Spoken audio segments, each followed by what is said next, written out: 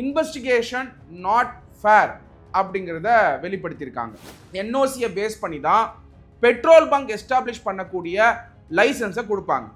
இதில் வந்து பார்த்தீங்கன்னா இன்வெஸ்டிகேஷனே ப்ராக்ரஸ் ஆகலை, கோர்ட் வந்து இன்வெஸ்டிகேஷன் பண்ணணும்னு சொல்லியும் இன்வெஸ்டிகேஷன் கரெக்டாக பண்ணலை. 2021 அப்புறம் திராவிட முன்னேற்ற கழகம் ஆட்சிக்கு வந்ததுக்கு அப்புறம் சிபிசிஐடி கூட வேலை பண்ணலை, ஃபேக் என்ஓசிஸை வேஸ்ட் பண்ணி பெட்ரோல் பங்க் லைசன்சஸை வாங்கினாங்களா? அப்போ ஸ்டேட் கவர்மெண்ட் இதில் வயலேஷன் பண்ணியிருந்தால் ஸ்டேட் கவர்மெண்ட் அதை இன்வெஸ்டிகேஷன் பண்ண மாட்டாங்க. இன்வெஸ்டிகேஷன் இஸ் நாட் ஃபேர் அப்படிங்கிறத சொல்லி மெட்ராஸ் ஹைகோர்ட் இதை சிபிஐக்கு மாற்றி அமைச்சிருக்காங்க.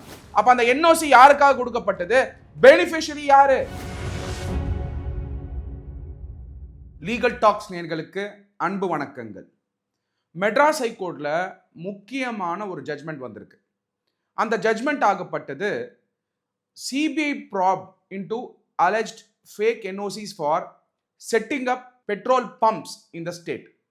அதாவது ஃபேக் என்ஓசிஸை பேஸ் பண்ணி பெட்ரோல் பம்ப்ஸை தமிழ்நாடுல வந்து செட்டப் பண்ணக்கூடிய செயல்பாடு செஞ்சிருக்கக்கூடிய அலிகேஷன் மேலே மெட்ராஸ் ஹைகோர்ட் சிபிஐ ப்ராப் வேணும்னு சொல்லி டைரக்ஷன் கொடுத்துருக்காங்க. இந்த சிபிஐ ப்ராப் டைரக்ஷன் கொடுக்கும் பொழுது மெட்ராஸ் ஹைகோர்ட் முக்கியமாக என்ன சொல்லியிருக்காங்கன்னா, இன்வெஸ்டிகேஷன் நாட் ஃபேர் அப்படிங்கிறத வெளிப்படுத்தியிருக்காங்க. இன்வெஸ்டிகேஷன் நாட் ஃபேர் அப்படின்னு வெளிப்படுத்துறாங்கன்னா அப்போ லா அண்ட் ஆர்டர் சிச்சுவேஷன் தமிழ்நாட்டில் இருக்கு அப்படிங்கிறத நீங்க புரிஞ்சுக்கணும். ஏன்னா ஒரு பெட்ரோல் பங்க் செட்டப் பண்ணோம்னா நான் அப்ஜெக்ஷன் சர்டிஃபிகேட் ஆகப்பட்டது வாங்கி தான் அதுக்கப்புறம் ரெஸ்பெக்டிவ் பெட்ரோல் ஆயில் கம்பெனிஸ் வந்து அப்ரூவல் கொடுப்பாங்க.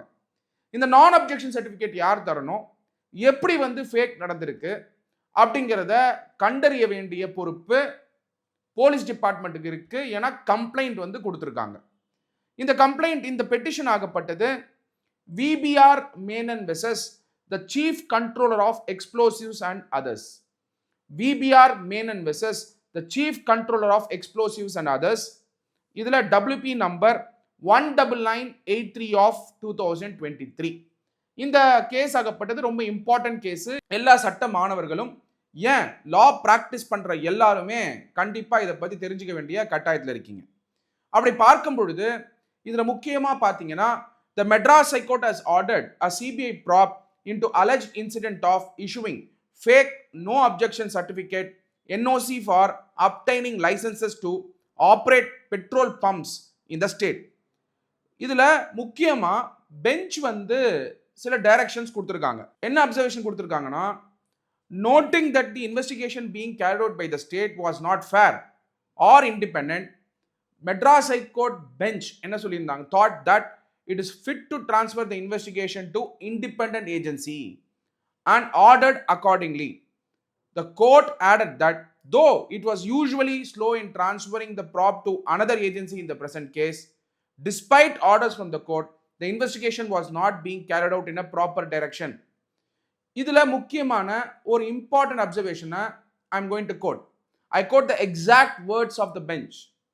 Though ordinarily this court would be slow in directing handing over of investigation to any other agency, however, in the present case, as our orders would go to show, in the past, despite our repeated orders, the agency is not holding investigation in proper direction, and till date it claims to be clueless and at the same time ignorant of the role played by various persons, including the beneficiaries in the matter. We are therefore constrained to draw an inference that the investigation is not fair and independent. In a situation like this, this court has ample powers to hand over investigation to some other investigation agency அப்படின்னு கிளியரா சொல்லியிருக்காங்க. இதுல வந்து பாத்தீங்கன்னா இன்வெஸ்டிகேஷனே progress ஆகல, court வந்து investigation பண்ணணும்னு சொல்லியும் இன்வெஸ்டிகேஷன் கரெக்டா பண்ணல, அதனால இந்த ரிட் பெட்டிஷன் ஃபைல் பண்ணது மேல நாங்க சிபிஐ வந்து இன்வெஸ்டிகேட் பண்ணணும்னு ஆர்டர் பண்றோம் அப்படின்னு Madras high court chief justice bench சொல்லியிருக்காங்க. அது மட்டும் இல்லாம the court was hearing a petition filed by VBR Menon seeking direction to the chief controller of explosives and joint chief controller of explosives to cancel the final explosive license issued to Indian Oil Corporation and Nayara Energy Limited issued to establish petrol bunks by accepting forged and fabricated copies of the NOC certificate. இந்த NOC certificate யார் தரணும்? இப்போ Indian oil corporation இருக்காங்க, நயாரா அப்படிங்கிற bunks இருக்காங்க, அதோட company இருக்கு. இவங்க எல்லாருமே ஸ்டேட் கவர்மெண்ட் கொடுக்கக்கூடிய என்ஓசியை பேஸ் பண்ணி தான் பெட்ரோல் பங்க் எஸ்டாப்ளிஷ் பண்ணக்கூடிய லைசன்ஸை கொடுப்பாங்க.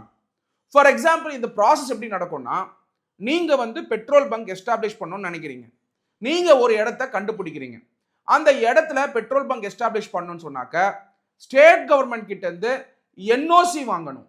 அந்த நான் அப்ஜெக்ஷன் சர்டிஃபிகேட் வாங்கினாதான் நீங்க ஃபர்தரா போயிட்டு இந்தியன் ஆயில் கார்பரேஷனுக்கோ நயாராவுக்கோ இல்லை எந்த ஒரு பெட்ரோல் பங்குக்குமே லைசன்ஸ் வாங்கக்கூடிய ஒர்க்கை செய்ய முடியும்.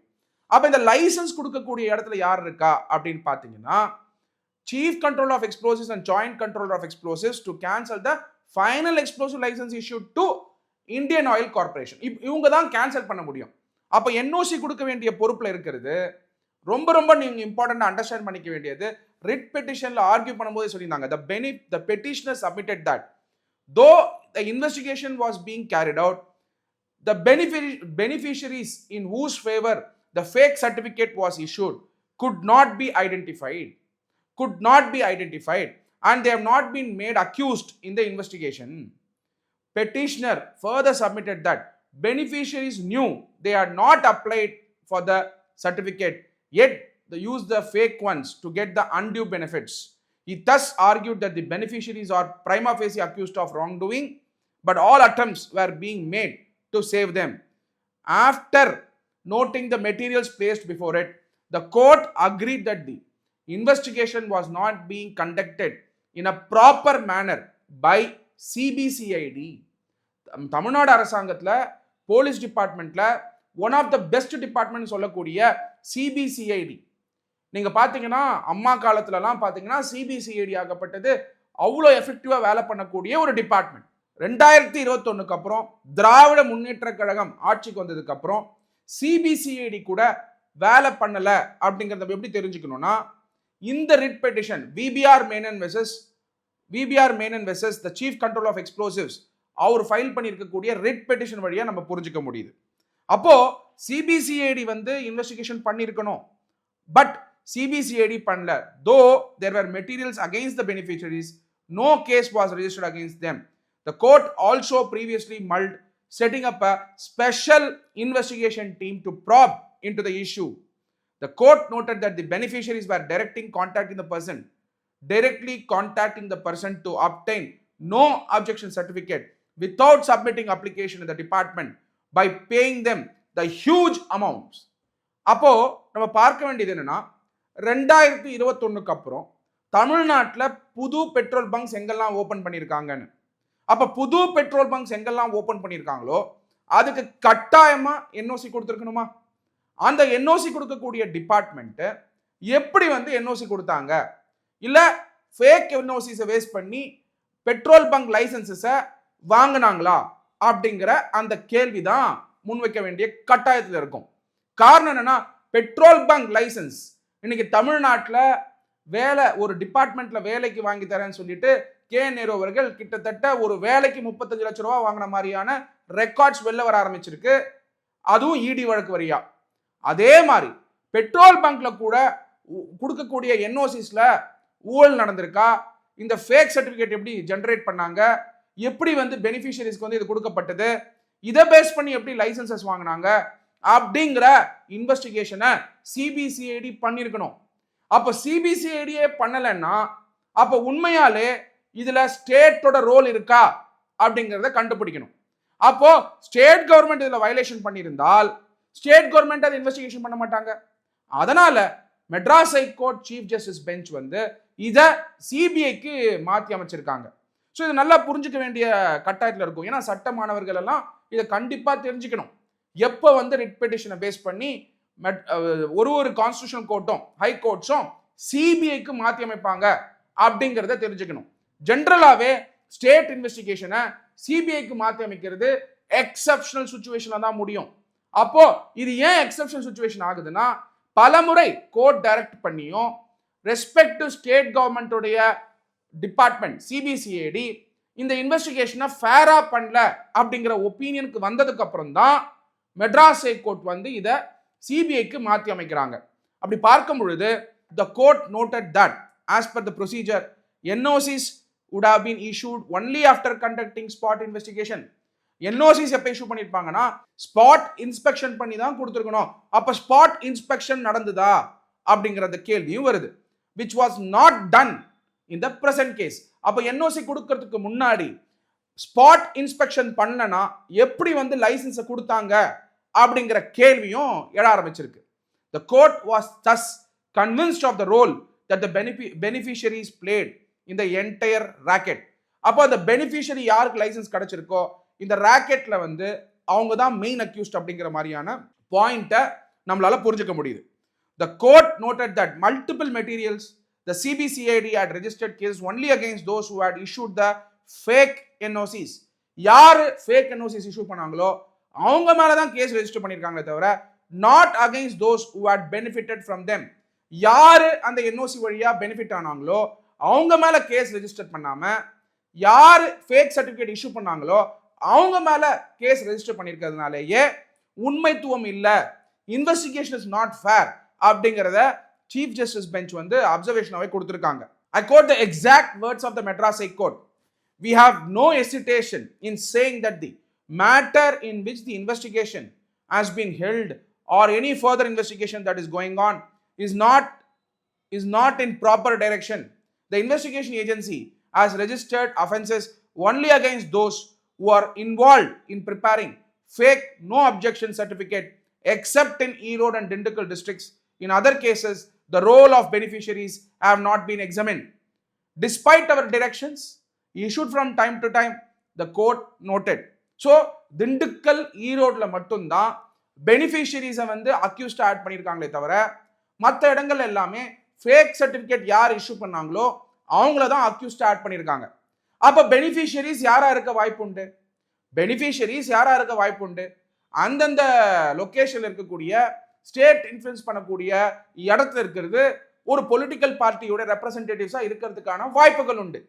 அதனாலேயே இந்த இன்வெஸ்டிகேஷன் ப்ராக்ரஸ் ஆகாம இருந்ததுக்கும் வாய்ப்புகள் உண்டு. அப்படி இருக்கும் பொழுது இன்வெஸ்டிகேஷன் இஸ் நாட் ஃபேர் அப்படிங்கிறத சொல்லி மெட்ராஸ் ஹை கோர்ட் இதை சிபிஐக்கு மாற்றி அமைச்சிருக்காங்க. Further, thus the court decided to transfer the probe to CBI and directed the Additional Director General of Police CBCID to hand over the entire papers relating to the investigation conducted so far to the appropriate authority that could be deputed by the director of CBI. So CBIக்கு CBCID உடைய பேப்பர்ஸை வந்து மாற்றி அமைக்கணும் அப்படின்னு சொல்லி constitutional court Madras high court direct பண்ணியிருக்காங்க chief justice உடைய பெஞ்ச். இதுல இருக்கக்கூடிய முக்கியமான அப்சர்வேஷன் நம்ம ஏன் தெரிஞ்சுக்கணும்? ஒரு சட்ட மாணவரா, சட்டம் பிராக்டிஸ் பண்றவங்களா இதை கேஸ் ஸ்டடியா ஏன் தெரிஞ்சுக்கணும்னா, பல முறை இன்வெஸ்டிகேஷன் வந்து ப்ராக்ரஸ் ஆகலைன்னா நம்ம அவ்வளவுதான் இன்வெஸ்டிகேஷனே இல்லை அப்படின்னு நம்ம நினைச்சிடறோம். ஆனால் இன்னொரு வழி உண்டு. அந்த மாதிரி இன்வெஸ்டிகேஷன் ப்ராக்ரஸ் ஆகலைன்றத இதே case VPR Menon versus chief controller of explosives வழியா ரிட் பெட்டிஷன் போட்டு கேள்வி கேட்டு இப்போ இந்த கேஸ்ல சிபிசிஐடி கிட்ட இருந்து சிபிஐக்கு மாற்றி அமைச்சிருக்காங்க. அந்த மாதிரி செயல்பாடு பண்ணக்கூடிய பவர்ஸும் மெட்ராஸ் ஹை கோர்ட் அதாவது கான்ஸ்டிடியூஷனல் கோர்ட்ஸ்க்கு உண்டு. அதனால இந்த கேஸ் ஒரு லேண்ட்மார்க் ஜட்மெண்டா இருக்கிறதுனால எல்லா சட்ட மாணவர்களும் தெரிஞ்சுக்கணும். இதுல லீகல் இஷ்யூஸ் நம்ம என்ன தெரிஞ்சுக்கிட்டோம்னா, the core legal issues before the court, whether the allegation disclosed a prima facie case of forgery, fraud and abuse of official position நடந்திருக்கா அப்படிங்கறத ஒரு கோர் லீகல் இஷ்யூவா கண்டிப்பா இன்வெஸ்டிகேஷன் ஏஜென்சி கண்டுபிடிக்கணும். ரெண்டாவது, whether investigation by local state authorities was adequate or impartial, அது இனிமே தான் தெரிய வரும், காரணம் சிபிஐக்கு மாற்றி அமைச்சதுனால. மூணாவது, whether the matter warranted transfer to a central agency like the CBI. இந்த கேஸ் ஆகப்பட்டது பொட்டன்ஷியலா பாத்தீங்கன்னா பாரதிய நியாய சன்னிதா 2023 படி, அதாவது இந்தியன் பீனல் கோட் படி கேசஸ் வந்து கண்டிப்பா ஃபைல் பண்ணுவாங்க. It can amount to forgery, cheating or criminal conspiracy. அடுத்தது, அபிஷியல் பொசிஷன் அபியூஸ் பண்ணியிருந்தா பிரிவென்ஷன் ஆஃப் கரப்ஷன் ஆக்டும் அட்ராக்ட் ஆகிறதுக்கான வாய்ப்புகள் உண்டு. Further, petroleum regulatory norms and licensing ரூல்ஸும் இதுல அட்ராக்ட் ஆகி ஒரு சமயம் அந்த லைசன்சிங் ரூல்ஸ் எல்லாம் வந்து வயலேட் பண்ணியிருந்தாங்கன்னா அந்த சட்டமும் அட்ராக்ட் ஆகும். அதனால the observation of the Madras high court ஆகப்பட்டது one of the kind observation of the landmark judgment. ஏன் அப்படின்னா இட்ஸ் a landmark judgment. காரணம் the high court while considering the material placed before it, very very important. நம்ம சட்ட மாணவர்கள் சட்டம் practice பண்றவங்க எல்லாமே டைப் செட் வைக்கும்போது எல்லா மெட்டீரியலும் வைங்க, அதை கிராஸ் ரெஃபர் பண்ணுங்க, பேஜ் நம்பரை வந்து கிளியரா போடுங்க, எக்ஸ்பிளைன் பண்ணும்போது கீ லீகல் பாயிண்ட்ஸை எக்ஸ்பிளைன் பண்ணுங்க. அப்படிங்கிறது எதுக்காகனா இந்த இஷ்யூவை நம்ம பெஞ்ச் கிட்ட எக்ஸ்பிளைன் பண்ணும்பொழுது கிளியரா ஒரு லீகல் பாயிண்ட்டும் எடுத்து வைக்க வேண்டியது நம்மளுடைய கடமை. இந்த case is a classic example. ஏன்னா எல்லா மெட்டீரியலையுமே பெஞ்ச் முன்னாடி வச்சதுனால தான் சிபிசிஐடி கிட்ட இருந்து சிபிஐ கிட்ட மாற்றி அமைச்சிருக்காங்க. ஏன்னா பெட்டிஷனர் வந்து கிளியரா இவ்வளோ மெட்டீரியல் இருக்கு ஆனால் இன்வெஸ்டிகேட் பண்ணலன்னு சொல்லும் பொழுது அந்த இன்வெஸ்டிகேஷனை டிரான்ஸ்ஃபர் பண்ணியிருக்காங்க. அதனால it is based on the seriousness of the allegation. ரெண்டாவது, possibility of a wider nexus இருக்கிறதுக்கான வாய்ப்புகள் உண்டு. ஏன்னா பெட்ரோல் பங்க் லைசன்சிங்க வாங்கணும்னு சொன்னாக்கா என்ஓசி இருக்கணும். அப்ப அந்த என்ஓசி யாருக்காக கொடுக்கப்பட்டது? பெனிஃபிஷரி யாரு? என்ஓசியோட பெனிஃபிஷரி யாரு? என்ஓசியோட பெனிஃபிஷரி யாரு? என்ஓசியோட பெனிஃபிஷரி யாரு? கட்சியை சார்ந்தவங்களா, கட்சிக்கு தொடர்பு இருக்கிறவங்களா, இல்ல இந்த கவர்மெண்ட்டுக்கு சார்ந்தவங்களா, டிஎம்கே கவர்மெண்ட்டுக்கு சார்ந்தவங்களா அப்படின்னு பல கேள்விகள் எழ ஆரம்பிச்சிருக்கு.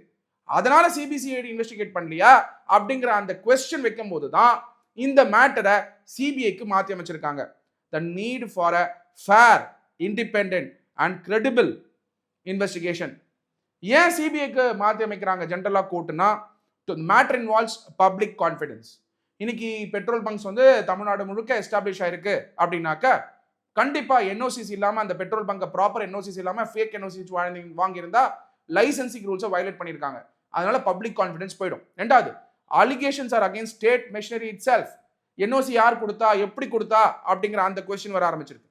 There is apprehension of bias, ineffective investigation. The case has inter-district or interstate ramification. Accordingly, கேஸை வந்து சிபிஐக்கு மாற்றி அமைச்சிருக்காங்க மெட்ராஸ் ஹைகோர்ட். இந்த கேஸ் ஒரு லேண்ட்மார்க் ஜட்மெண்ட். இந்த ஜட்மெண்ட் ஆகப்பட்டது VPR Menon versus the chief controller of explosives and others, WP number 19983 of 2023. NOC, fake NOC எப்படி வழங்கப்பட்டதுங்கிறத வரக்கூடிய காலத்தில் பார்ப்போம். அதுவரை signing off advocate doctor M Sathyakumar. Thank you.